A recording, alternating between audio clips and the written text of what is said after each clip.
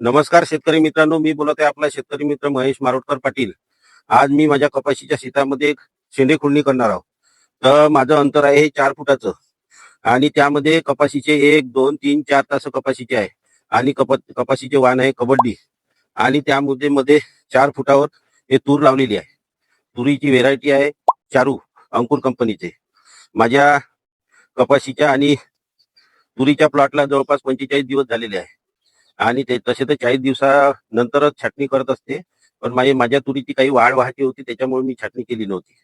तर मी आज तुरीची छाटणी करीत आहोत की चांगली ब्रँचिंग झाले पाहिजे आणि चांगले भरघोस तुरीचे उत्पन्न झाले याकरिता.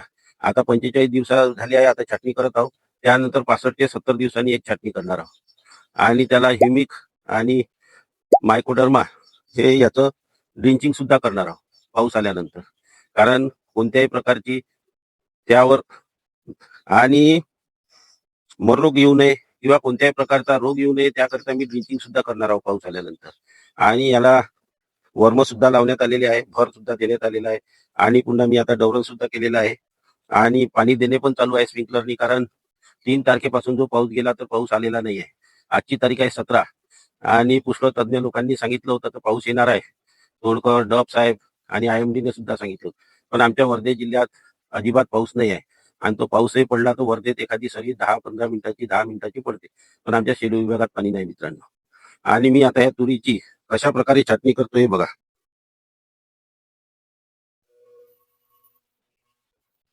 यामध्ये पूर्ण शेंडा कट झाला पाहिजे, शेंडा अजिबात राहिला नाही पाहिजे मित्रांनो, तरच त्याचा फायदा होतो बघा. आणि याला सुंदर असं ब्रँचिंग सुटते.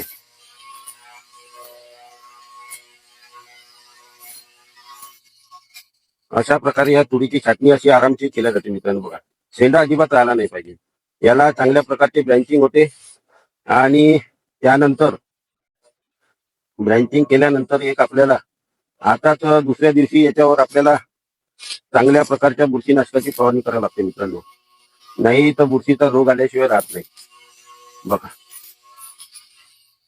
शेंडा अजिबात राहिला नाही पाहिजे, आरामशीर कटाई करावं लागते. मी माझ्या माणसाला सुद्धा समजून सांगत आहे की कशा प्रकारे कटिंग केल्या जाते याची. आणि मी कपाशीच्या झाडाची अजिबात शेंडे खुडणी करत नाही मित्रांनो बघा.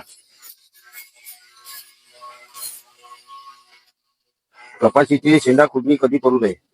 केली तर ते पहिले 4 फुटाचे अंतर आहे आणि ते कपाशी आणि तुरी टाकल्याशिवाय राहत नाही. त्यामुळे यामध्ये आपण जर अशा तुरी टाकल्या तर कपाशी अशी सरळ वाढली पाहिजे बघा. अशा प्रकारे आरामशीर शेंडा एकही राहिला नाही पाहिजे त्याला तुरीला.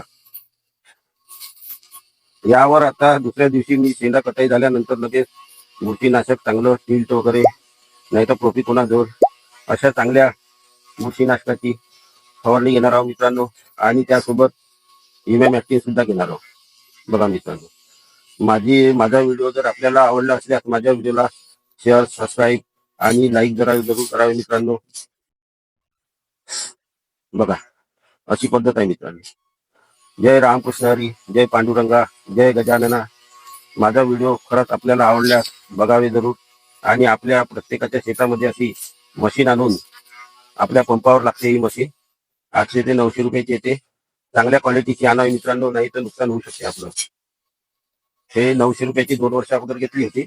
आता ते 1150-1200 रुपयापर्यंत आहे मित्रांनो बघा. धन्यवाद मित्रांनो.